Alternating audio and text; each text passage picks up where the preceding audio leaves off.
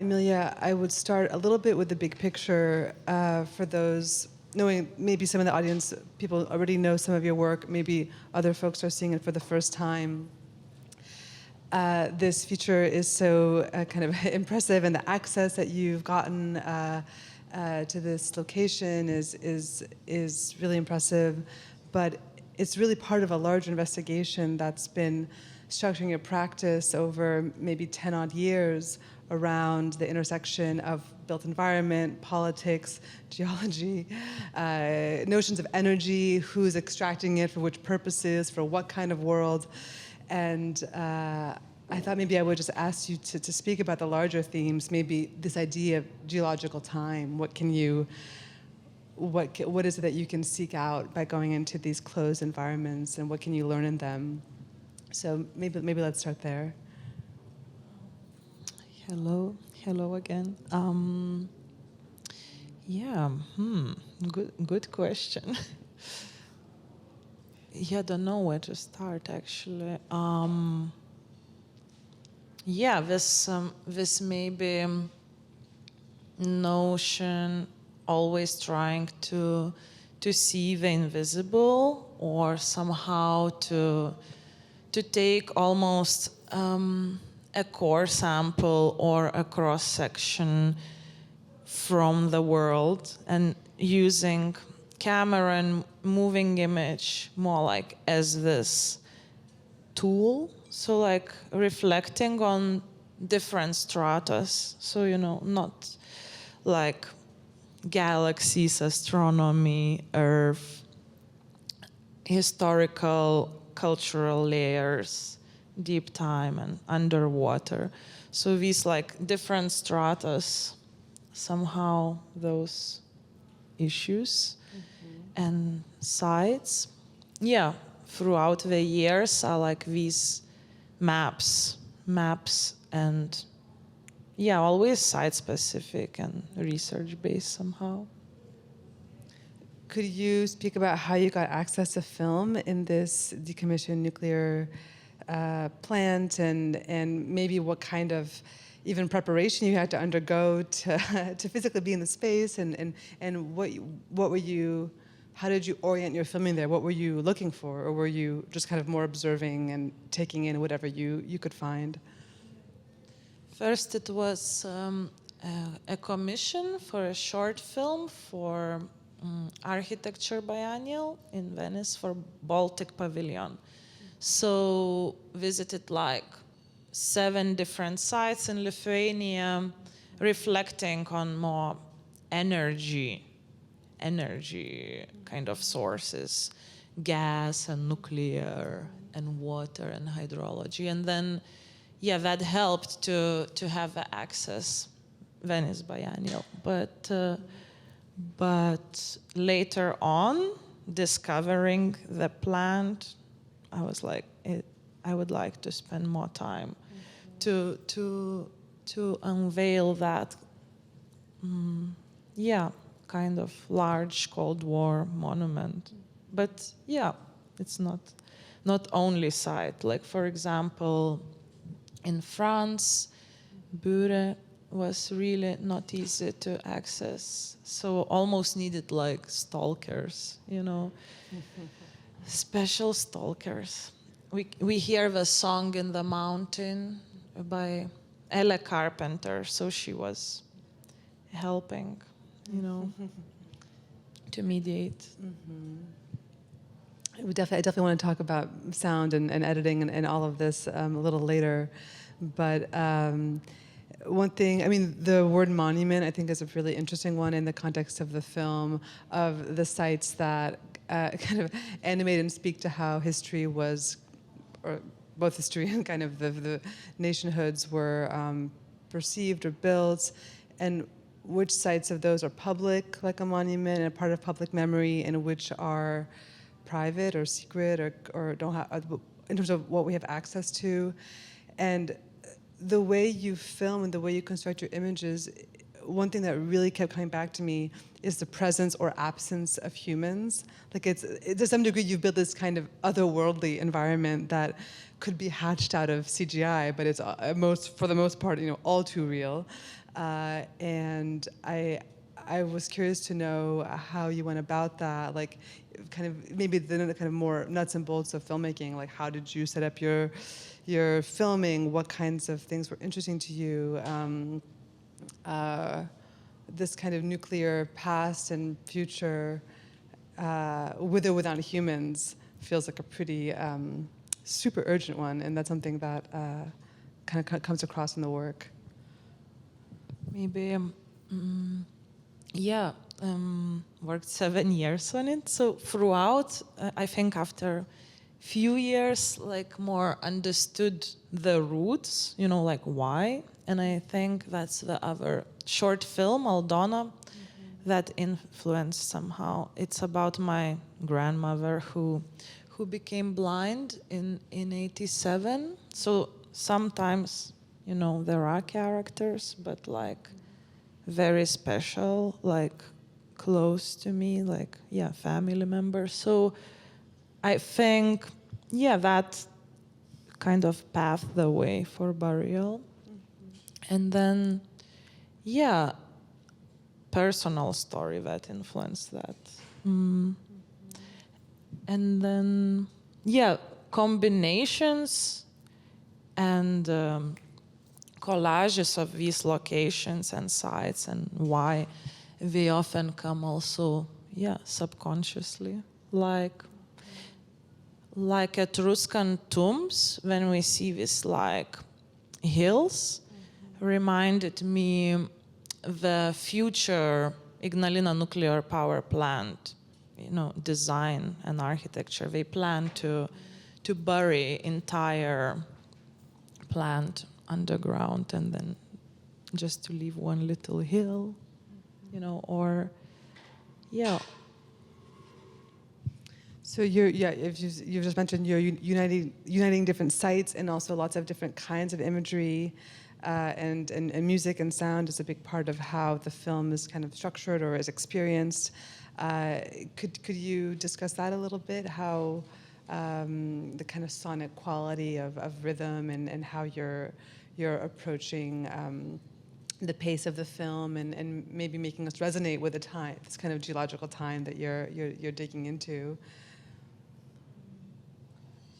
Maybe there is this that hypnotic journey, so that goes along and helps. So usually it's like field recordings, different, maybe also scientific neutrino collisions, and 2 chapters were more like developed the very long shots with a composer from Norway, like piling up like these different, Cold War radio, stations, and then in the end, we see Duga radar, and that's one of the biggest in the world, like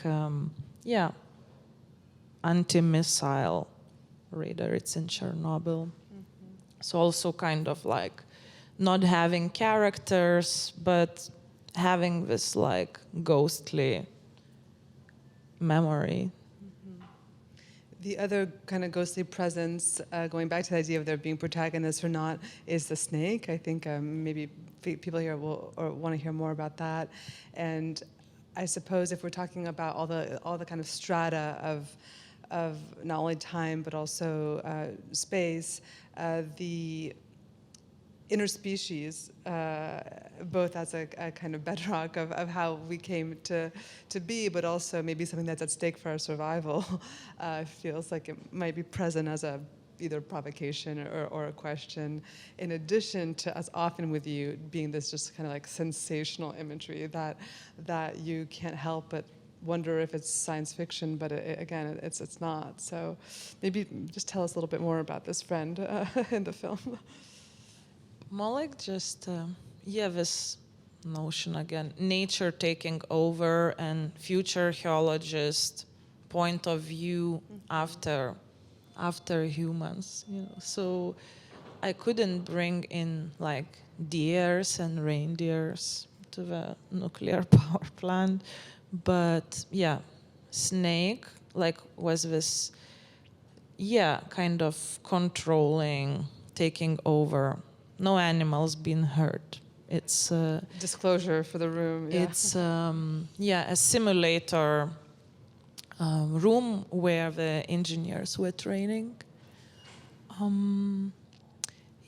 So many I think links also with Lithuanian paganism.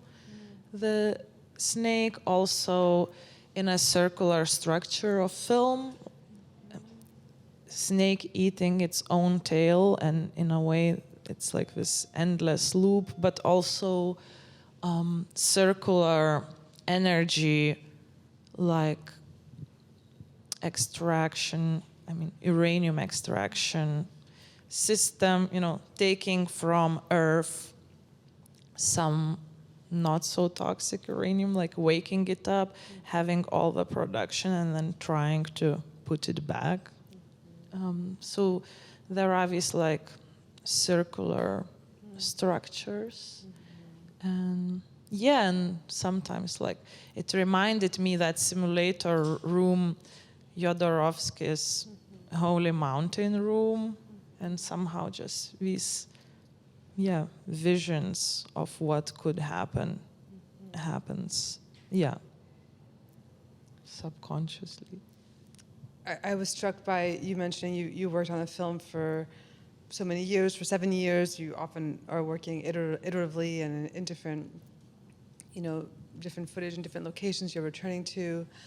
But I was curious kind of what it's like to look at the film now for you, Emilija, and if you have any kind of the kind of political resonance that maybe that the film has at the current moment, if that's something that you're thinking about, or I think the film definitely is capacious in offering many insights, but I think we could say that the kind of threat of nuclear,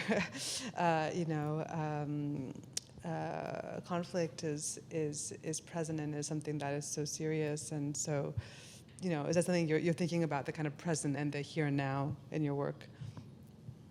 Yeah, so maybe always trying to pre-see the future, so it's often neglected, all this nuclear waste, let's say also in New Mexico, the situation, and but it is there, and I don't know what needs to be more visible, somehow. So only in February when conflict started, not conflict, but I don't know. War, horrible war. So that was last cuts those days. So I dedicated to Ukraine and the film somehow, and trying to reflect more on this current nuclear terrorism too. But I appreciate in your answer, you also have answering that yes, there's a resonance at this current moment, but that if anything, it's the nuclear topic is the one that shows us it's always the responsibility and the engagement and the risk is there in such a fundamental way that the timelines that we have to think about nation states and war and world building is nothing compared to the actual material that is in these caserns and in these locations. And I really appreciate also the title of the film, which is a burial is also about giving a kind of rest and respect, and there's something I think quite poetic about that. Maybe before we hand it off to the audience, maybe you could speak a little bit more about the title. So the decommissioning process, the absurdity, of human scale in that. They were building it for so many years. It was functioning just 10 years, and now they're burying it, and it will take so long. And yeah, and France situation too. 56 nuclear power plants in France soon need to be buried and decommissioned, because it's just for the next 80 more years there is enough uranium. So like, yeah, seeing this kind of upcoming cemeteries and burial sites with some distance. And yeah, for example, the city underwater that we've seen, it's also like this sci-fi scenario which already happening in front of us. And yeah, Etruscan necropolis were also inspiring, like these chambers that we would descend. And yeah, burial, rest, but somehow to bury something bigger than us and not be able to control it. That's very beautifully said. Let's hand it over to all of you in the audience. There's a microphone, so please do wait for that so we can capture it on the recording. Do we have any questions in the audience?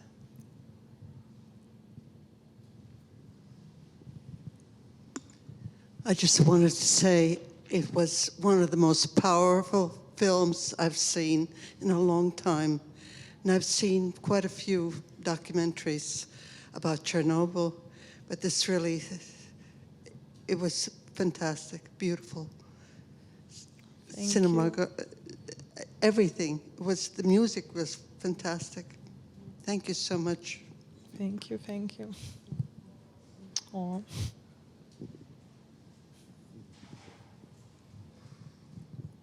Hi, thank you so much for this beautiful film. I have a question about the protagonist, the snake.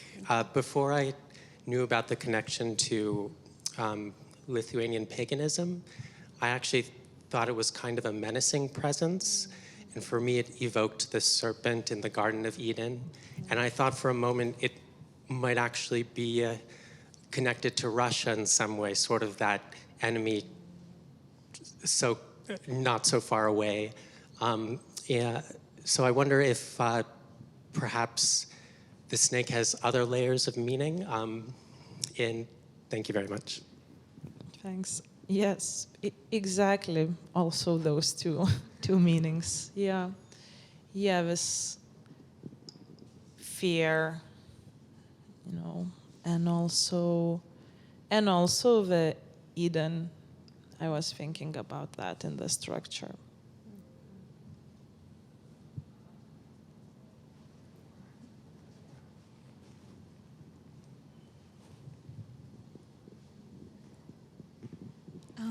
I just want to echo the gratitude for that film. That was really impressive.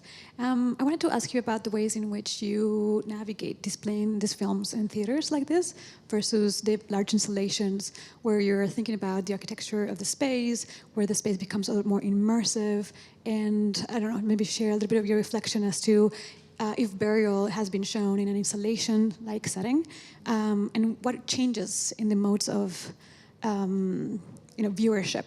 How do you expect people to engage in the films in different settings? That's a great question. I graduated in sculpture back some years ago in Milan. So always thinking like sculpturally about pixels. Videos are like pixels are like clay, so shaping them.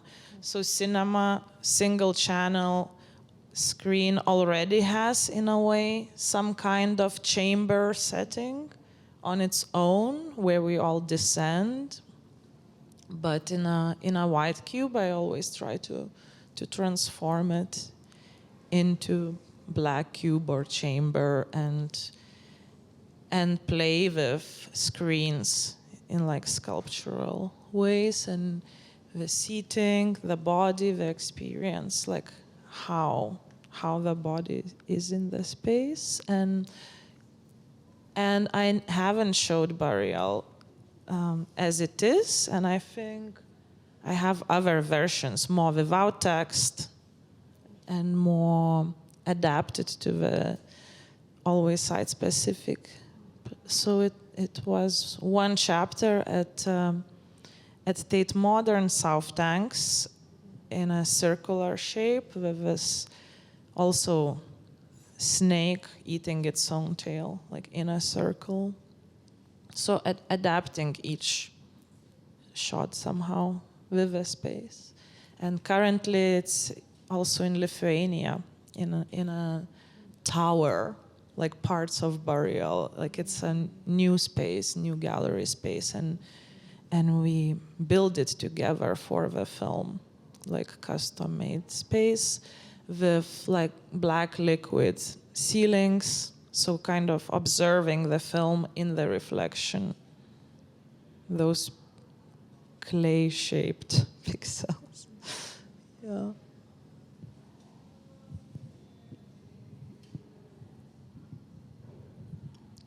Maybe one last question or comment, if there is. Very amazing audience. Like, thank you for coming on this like super sunny day. Super sunny day. Maybe Emilija, do you want to say anything about what you're working on now, or things that you're developing or thinking about? Yeah, more like Baltic Sea mythologies and still like suffocations of oceans, amber fossils, deep time, and yeah, continuing kind of these themes. And currently there is still show up in Venice Biennial with Penumbra Fondazione in between art and film. It's another new film that came out this year, more 4 kilometers depth in the ocean, in aphotic zones with no light and no oxygen. Another very exciting, dark places.